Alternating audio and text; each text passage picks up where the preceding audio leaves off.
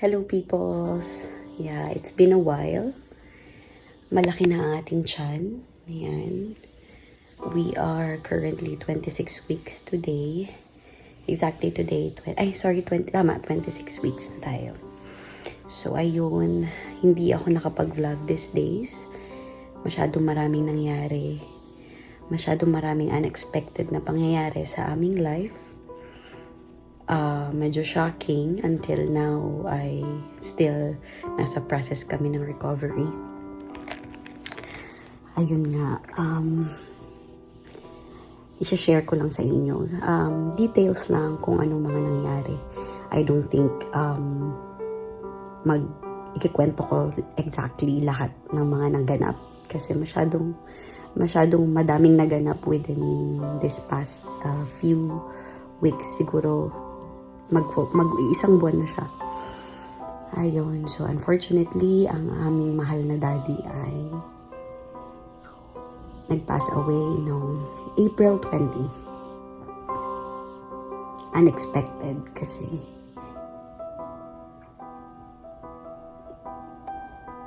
yung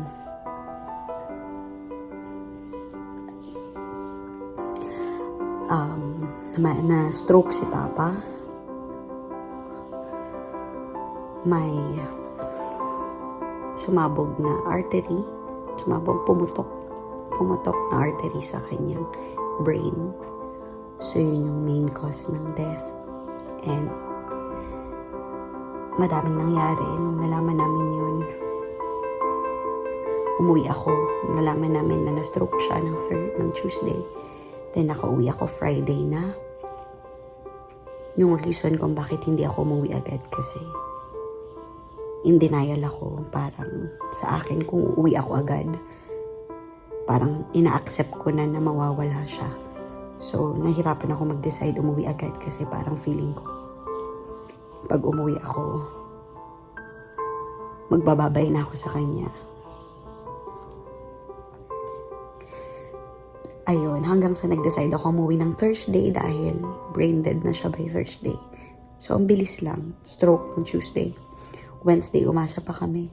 Pero pagdating ng Thursday na brain dead na siya.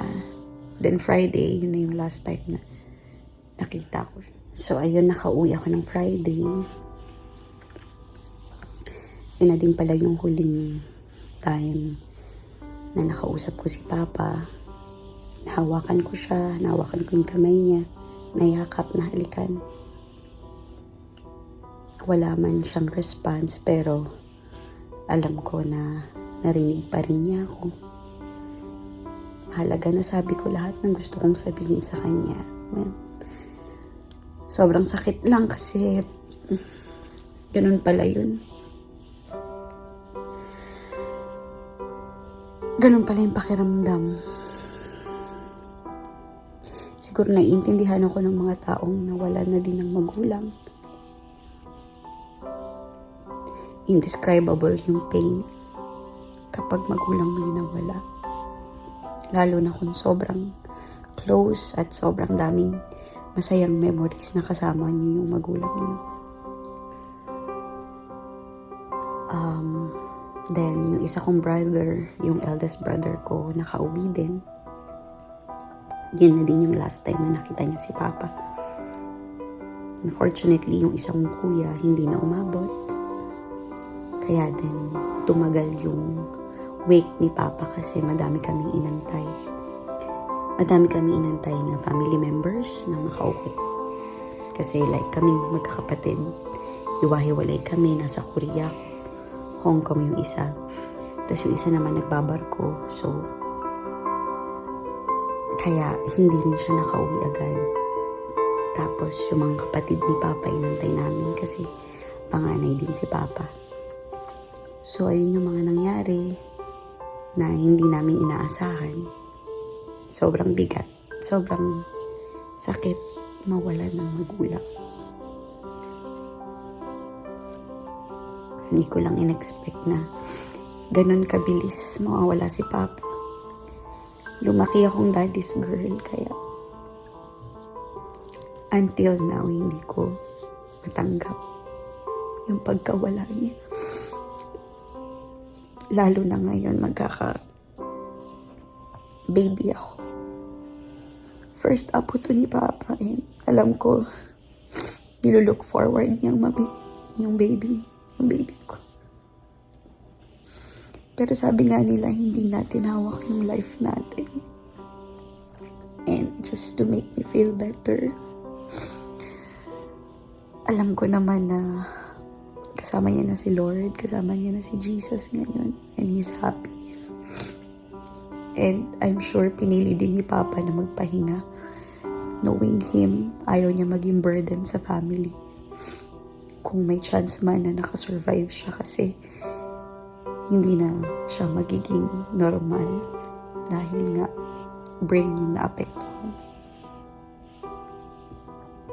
So, ayun lang guys.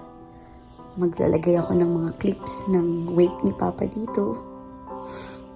Masaya kami nung time na yun kasi sinelebrate namin yung life ni Papa kasama yung mga taong naging bahagi ng buhay namin, and also minake sure namin na masaya dahil yun naman ang gusto ni Papa. Mahilig siya sa music, live music, ayaw niya ng malungkot.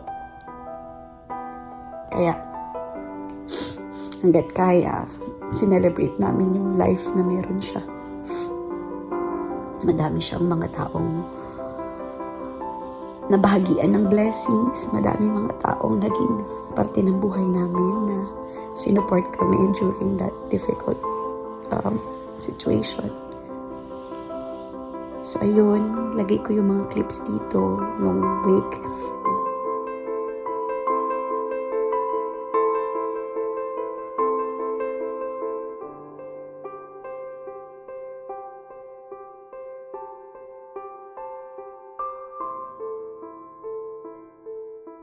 On our way back home.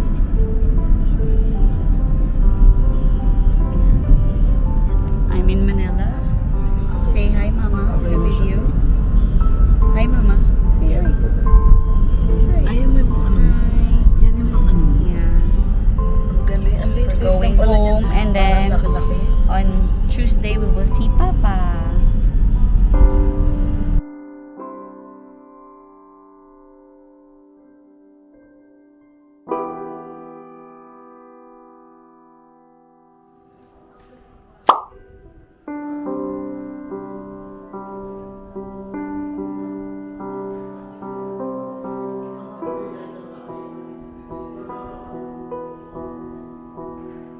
Dito na ang aming papa.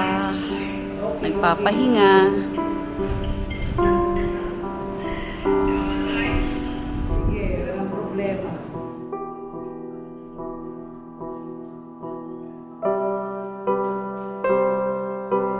Ang ganda ng bulaklak, oh.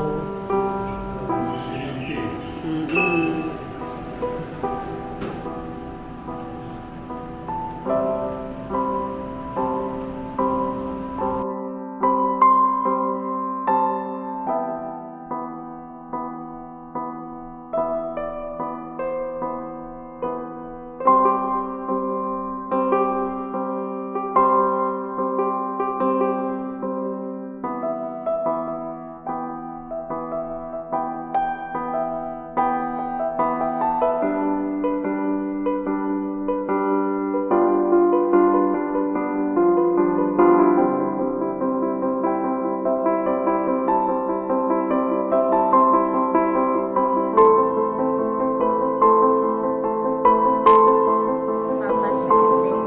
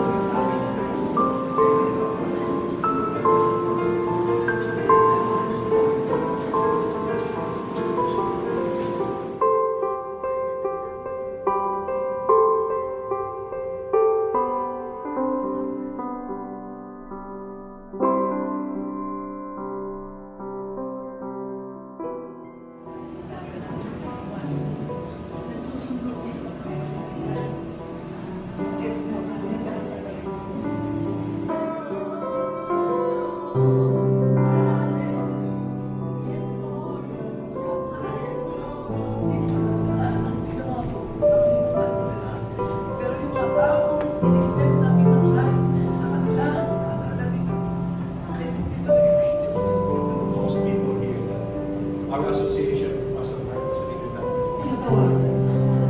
Kasi all those years, hotel, siya yung mahilig nalala. That what you told us is not going to be forgotten. Bulaklak. Fifth day ng week ni Papa. Ang aking co-YouTuber. Ang kanyang basketball player na asawa.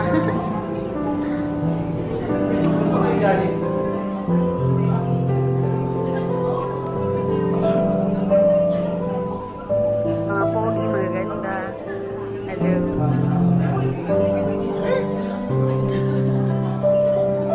Ano masasabi mo sa pagkamatay ni Papa? Ikaw, ano masasabi mo sa biyuda ka na ulit, mag-aasawa ka pa ba? Ready to mingle. Single and ready to mingle daw. Sabi ni Kuya Mark, nandito pa ka.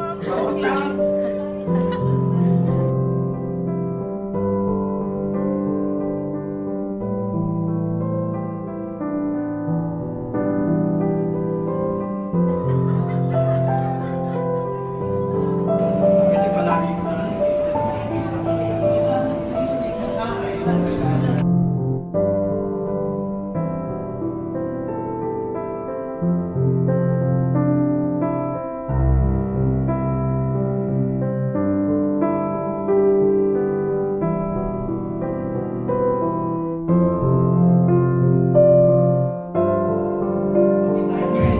May sumasama kay Lord. Si Pastor lagi ang nandiyan para pray.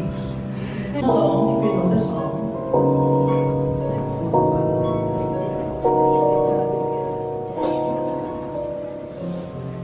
Why should I feel discouraged? Why should the shadows come?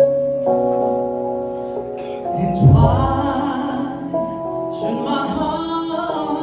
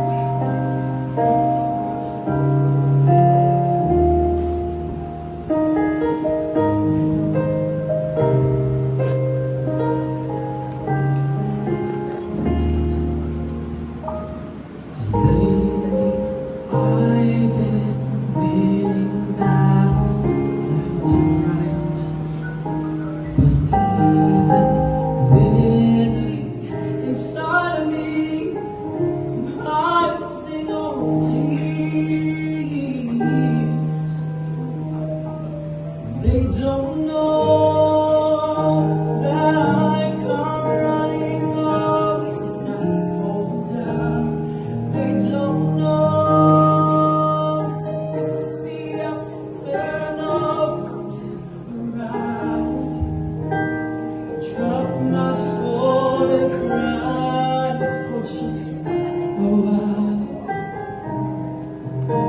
cause deep inside this honor, Lord, there is a child. When troubles come, my heart will beat that I am still waiting in silence till you come and see the wild with your being. Feeling small when tears are in your eyes, I will dry them. I'm on yours and please hold like a breeze on the troubled water. I will lay me down like a breeze on the troubled water. I will lay me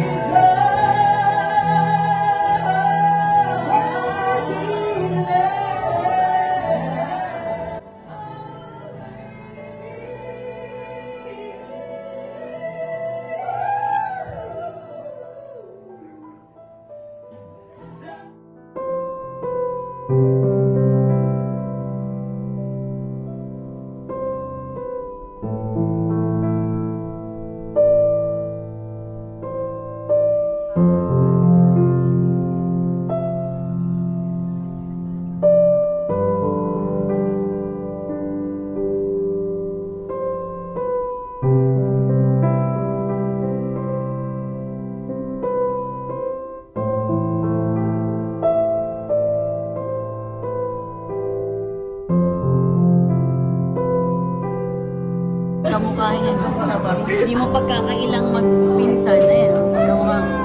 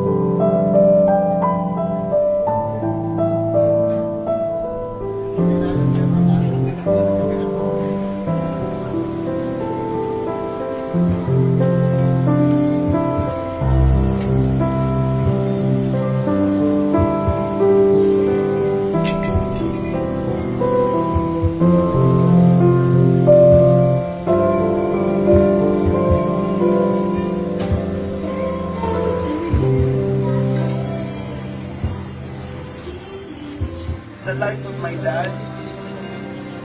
He is a humble human being. I remember when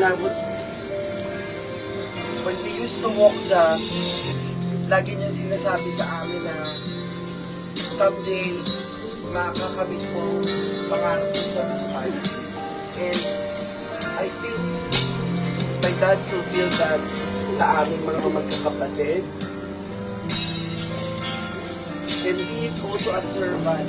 Kaya nag-ipon-ipon po tayo ngayon sa pagbibig sa aking papa because I know that he became a servant to a lot of people as a pastor, as a friend,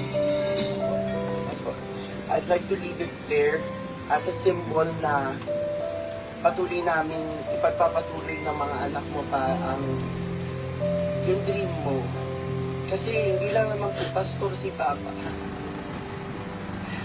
Grabe po yung pagmamahal niya sa arts at sa Pilipinas. Sabi niya, sobrang proud po siya sa mga Pinoy na mga artists. Kahit si Papa Jimmy po, proud na proud po siya sa iyo. At pinapakilala niya sa mga tao. Proud po siya sa pamilya niya. Kaya po, yun po yung gusto kong i-leave na message na ang papa ko po talaga is